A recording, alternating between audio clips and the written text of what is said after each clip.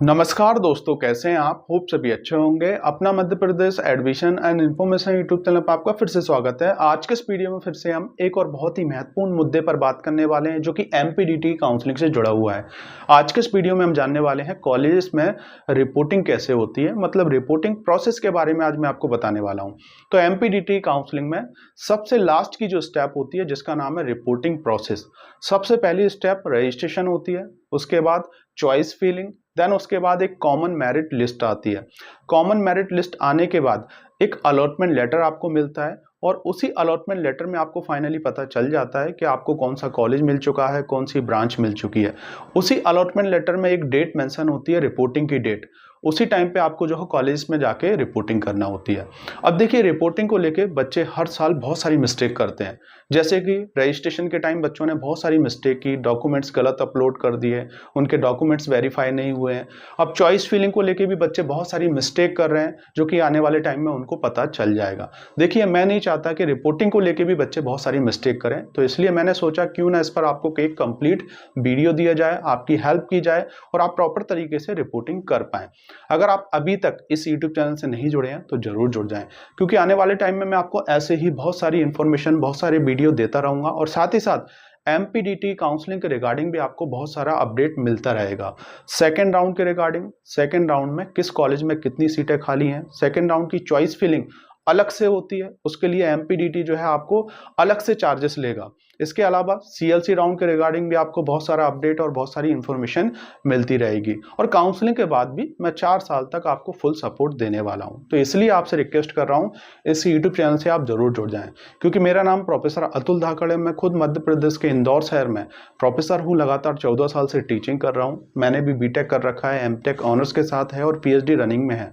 8-10 साल से बच्चों को काउंसलिंग की इन्फॉर्मेशन प्रोवाइड करा रहा हूँ।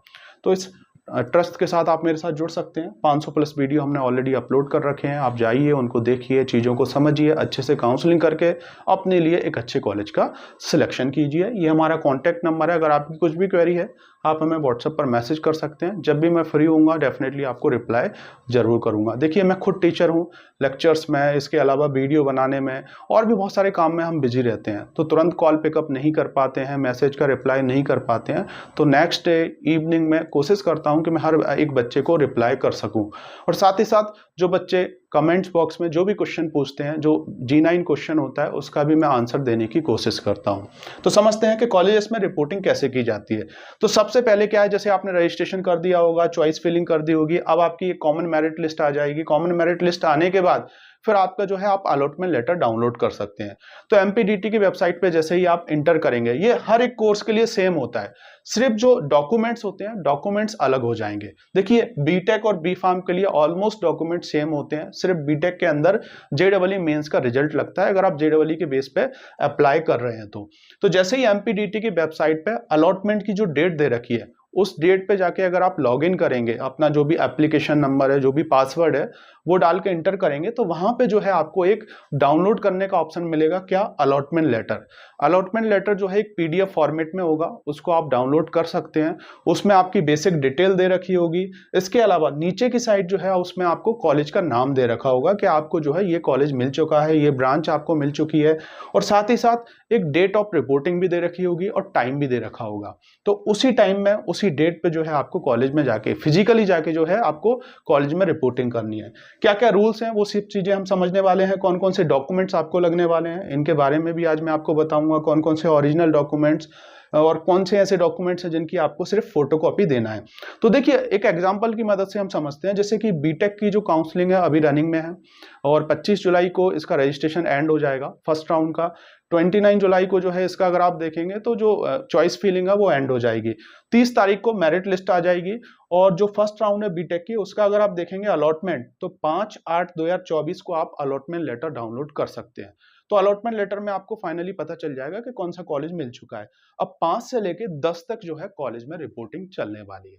अब देखिए, फर्स्ट राउंड के अंदर एक अपग्रेड राउंड का ऑप्शन भी होता है, मतलब अगर आप अपनी सीट को अपग्रेड करना चाह रहे हैं तो आप क्लिक करेंगे तो आपकी जो रिपोर्टिंग डेट है वो आपकी बढ़ जाएगी। मतलब इस डेट में आपको रिपोर्टिंग नहीं करना है। अगर आपने वो ऑप्शन क्लिक कर दिया तो अगर आपको आपका मनपसंद कॉलेज मिल गया है, यहाँ पे ब्रांच भी मिल गई है, तो नेक्स्ट स्टेप आपकी रिपोर्टिंग ही होना है। तो उसके बारे में हम पूरा जानने वाले हैं।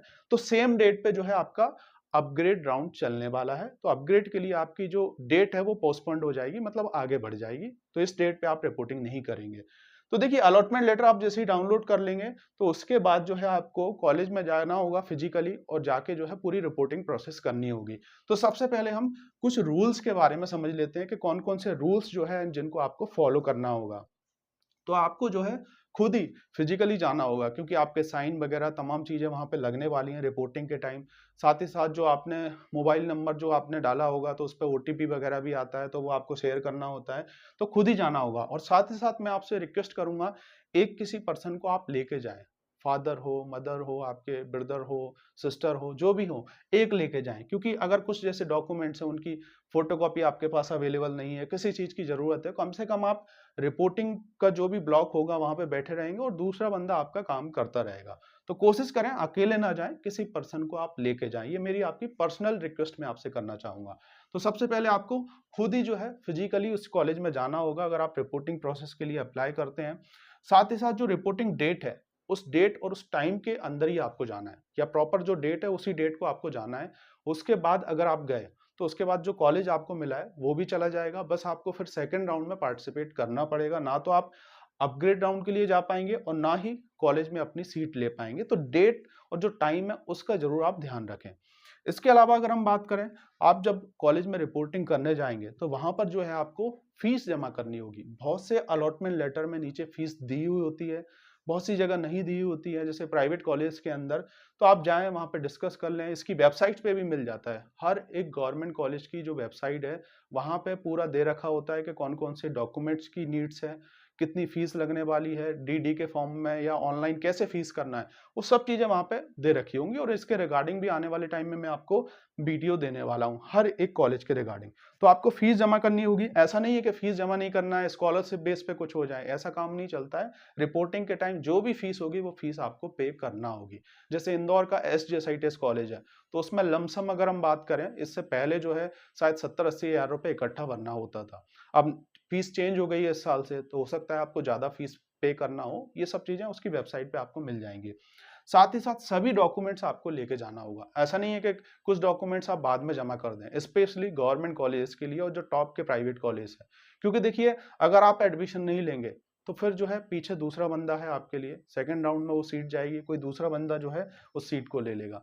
तो इसलिए डॉक्यूमेंट, जितने भी डॉक्यूमेंट्स हैं, सभी डॉक्यूमेंट्स जो है आप अपने रेडी करके अभी से ही रख लें। जो नहीं बने हैं उनको बनवा लें, जिनकी फोटोकॉपी नहीं है उनकी फोटोकॉपी करवा लें।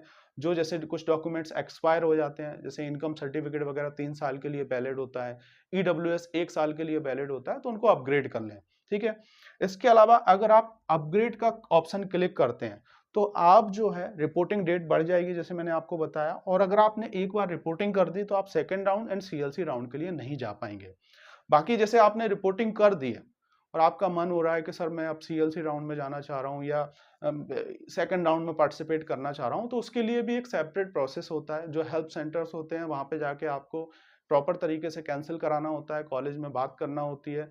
जिस भी गवर्नमेंट प्राइवेट कॉलेज में आप एडमिशन ले लेते हैं, तो देन उसके बाद वो कैंसिल भी कर देते हैं। और फीस रिफंड की जो पॉलिसी है, वो उनकी जो वेबसाइट्स है, जो रूल्स है, उसके अकॉर्डिंग फीस रिफंड होता है। तो ये चीज भी हो जाता है। ऐसा नहीं कि आपने कॉलेज में एडमिशन ले लिया और उसके बाद आपका कैंसिलेशन नहीं होगा, हो जाता है। लेकिन चीजें सोच समझ के करें। ऐसा नहीं है कि आप फिर उसके लिए आपको बहुत ज्यादा भटकना पड़ेगा। इस चीज का आप ध्यान रखें, क्योंकि एक बार आपने रिपोर्टिंग कर दी, तो रिपोर्टिंग के बाद आपकी सीट लॉक हो जाएगी। सेकंड एंड CLC राउंड में आप नहीं जा पाएंगे, क्योंकि बहुत से बच्चे ऐसा सोच के बैठे हैं कि हम फर्स्ट राउंड में सीट अलॉट कर दें, फिर CLC राउंड में सीट खाली होगी तो हम चले जाएंगे। तो ऐसा आप नहीं कर पाएंगे, क्योंकि जो पोर्टल है वो एक ही है। आप एप्लीकेशन नंबर डालेंगे, वो भी आपका एक ही रहेगा। तो उसी से सभी चीजें वहां पे आ जाती है, मतलब ऑनलाइन ही आ जाती हैं सभी चीजें। और वहां पे आपको दिखा देगा वो कि इस बच्चे ने कॉलेज में रिपोर्टिंग की है या इस काउंसलिंग में इसने पार्टिसिपेट किया है। तो रूल्स आप समझ गए होंगे, बेसिक रूल्स। इसके अलावा अब हम जानने वाले हैं कौन कौन से डॉक्यूमेंट्स जो है आपको लगने वाले हैं। देखिए, ओरिजिनल डॉक्यूमेंट्स भी आपको लेके जाना होगा, और 2 सेट ऑफ आपको फोटोकॉपी भी लेके जानी होगी। जितनी भी डॉक्यूमेंट्स है, अलग अलग कोर्स के अकॉर्डिंग अलग अलग डॉक्यूमेंट्स आपको लगने वाले हैं। जैसे कि बीटेक B.Pharm करेंगे, तो यहाँ पर 12th का डॉक्यूमेंट्स बहुत ही इंपॉर्टेंट है। और अगर आप जैसे MBA कर रहे हैं, तो यहाँ पर जो है आपका जो आपने ग्रेजुएशन कर रखा है, एमटेक में जो आपने बीटेक कर रखा है उसके डॉक्यूमेंट्स लगने वाले हैं। तो सबसे पहले आपको 10th की मार्कशीट ले जाना है, इसकी फोटोकॉपी आपको ले जाना है। 12th की मार्कशीट, इसकी फोटोकॉपी, है ना। इसके अलावा जैसे टीसी, स्कूल से जो है ट्रांसफर सर्टिफिकेट आपको जो है मिलता है, वो ओरिजिनल आपको ले जाना होगा, मतलब ओरिजिनल ही जमा होगा। कुछ डॉक्यूमेंट्स की आपको फोटोकॉपी जमा करनी है, कुछ डॉक्यूमेंट्स जो है आपके ओरिजिनल जमा होंगे। 10th एंड 12th ओरिजिनल जमा नहीं होता है, एमपी डोमिसाइल ओरिजिनल जमा नहीं होता है, कैटेगरी सर्टिफिकेट आपका ओरिजिनल जमा नहीं होता है, ना ही इनकम सर्टिफिकेट ओरिजिनल जमा होता है। तो प्लीज मैं आपसे रिक्वेस्ट करूंगा, ओरिजिनल ये सभी डॉक्यूमेंट जमा नहीं होते हैं, सिर्फ TC and migration, gap certificate हो गया, ये सब ओरिजिनल जमा होते हैं। तो 10th 12th इसके अलावा टीसी ओरिजिनल जमा करनी होगी, इसकी फोटोकॉपी भी करा के आप रख लें फ्यूचर के लिए। माइग्रेशन आपको जो है स्कूल से ही मिलता है, ये भी आपका ओरिजिनल जमा होगा। गैप सर्टिफिकेट, जिन बच्चों ने ड्रॉप दे रखा था जेईई मेंस का, नीट का, जिसका भी ड्रॉप दे रखा है आपने, तो आपको गैप सर्टिफिकेट देना होगा, तो आप वो बनवा लें। इसका जो फॉर्मेट है वो फॉर्मेट भी मैं आपको शेयर कर दूंगा, या उस पर भी एक सेपरेट वीडियो प्रोवाइड करा दूंगा। तो गैप सर्टिफिकेट आपको देना है। जो रेगुलर बच्चे हैं, जिन बच्चों ने अभी 12th पास किया है, उनको गैप सर्टिफिकेट नहीं लगने वाला। इसके अलावा कैरेक्टर सर्टिफिकेट भी होता है, वो आपको स्कूल से मिल जाएगा। अलॉटमेंट लेटर, जो आपने अलॉटमेंट लेटर डाउनलोड किया है, इसका प्रिंट करा लें आप, हो सके तो कलर प्रिंट करा लें, वो भी आपको लेके जाना होगा। और एक दो प्रिंट अपने पास भी रखें फ्यूचर के लिए। इसके अलावा एमपी का जो इनकम सर्टिफिकेट है वो आपको देना होगा।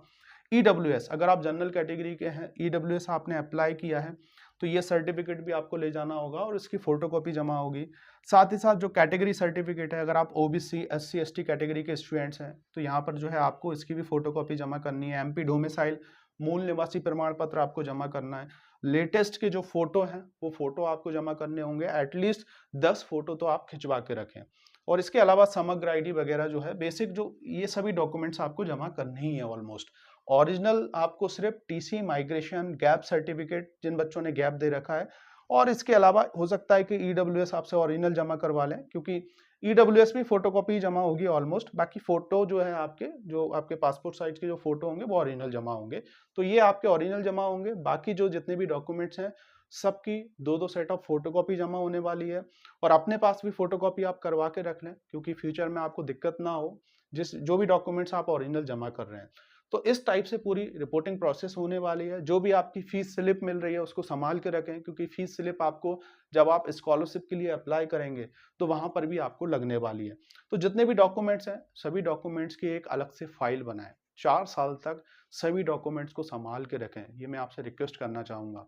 और साथ ही साथ जितना भी आप फीस पे कर रहे हैं उसकी भी स्लिप जो है आप अरेंज करके रखें, क्योंकि बाद में दिक्कतें होती हैं। आप जैसे प्राइवेट कॉलेज में एडमिशन लेते हैं, तो प्राइवेट कॉलेज में हो सकता है कि चीज़ें मिस हो जाती हैं, बहुत सी चीज़ें ऐसी हो जाती हैं। तो आपके पास अगर सब चीज़ें होंगी तो डेफिनेटली आप सामने वाले को दिखा पाएंगे कि हम इतनी फीस पे कर सकें, ये चीज़ें पे कर सकें। बहुत से कॉलेज में जैसे कॉशन मनी का भी जमा होता है, तो कॉशन मनी की जो स्टार्टिंग की स्लिप है उसको संभाल के रखें, क्योंकि जब आप फाइनल ईयर में पास आउट होंगे तो वहां पर वो स्लिप आपको लगने वाली है, क्योंकि कॉशन मनी का जो अमाउंट है वो बाद में रिफंड हो जाता है। तो बहुत से कॉलेज कॉशन मनी का भी जो है जमा करवाते हैं, 5,000 10,000, ये कॉलेज के ऊपर डिपेंड होता है। तो ये पूरी आपको जो है रिपोर्टिंग प्रोसेस इस टाइप से होने वाली है। आप खुद जाएं, एक बंदे को साथ में लेके जाएं रिपोर्टिंग के लिए, सभी अपनी जितनी भी चीजें हैं घर से फोटोकॉपी करवा के लेके जाएं। फीस का जो है, फीस का आप कॉलेज की वेबसाइट पे जाके वहां पे पूरा दे रखा होगा कि फीस कैसे पे करना है, इसका कंफर्मेशन कर लें। घर से डीडी बनवा के ले जाना है, या आजकल तो ऑनलाइन भी प्रोसेस हो गया है, ऑनलाइन जाके भी सब चीजें आप कर सकते हैं। उनका अकाउंट नंबर, जो तमाम चीजें होती हैं, बाकी जो भी आप फीस पे कर रहे हैं प्रॉपर तरीके से अकाउंट नंबर देखें, चीजों को देखें, और देखें कि ये कोई फ्रॉड तो नहीं है। प्रॉपर मतलब कॉलेज पे ही, कॉलेज के जो वेबसाइट है वहीं पे सब चीजें हैं क्या। और एक बार फोन लगा के भी देख लें, क्योंकि आप अगर अमाउंट करेंगे तो डेफिनेटली वो चीजें आपकी वेरीफाइड होना चाहिए, चीजें मतलब आपकी मैच होना चाहिए कि आप सही जगह पेमेंट कर रहे हैं कि नहीं कर रहे हैं। तो thank you for watching this video. मिलते हैं नेक्स्ट वीडियो में कुछ और इन्फॉर्मेटिव वीडियो के साथ, जो कि होने वाला है सिर्फ और सिर्फ आपके लिए हेल्पफुल। वीडियो अच्छा लगे तो इसे लाइक और इस यूट्यूब चैनल को सब्सक्राइब करना ना भूलें।